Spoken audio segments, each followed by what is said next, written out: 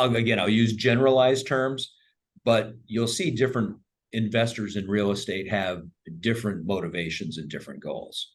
So a family office, just like the description, tends to be something that's going to be operated by a specific family with a much more generational viewpoint.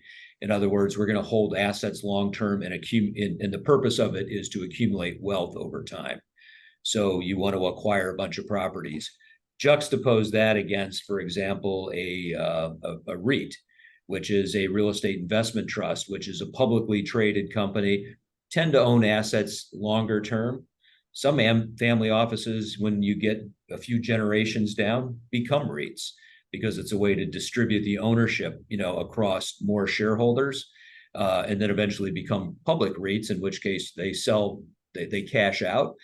They monetize their investments, into shares, and then second generation, third generation family members can choose to cash out, cash in, stay in, whatever.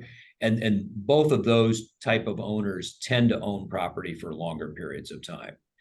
Then you have institutional owners, and there you find yourself like a life insurance company may invest in real estate.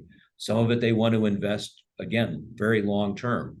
You take a private equity fund, they raise money to go out and acquire property, but they have a very specific lifetime. They may only want to own the property for anywhere from 3 to say 10 years. And then they have to dispose of it all through, because the fund is coming up to the end of its life cycle.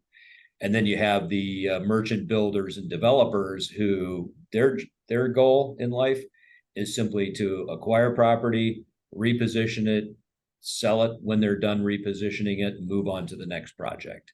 So, each one of those you'll find have very, very different goals and hold periods, and therefore financing strategies.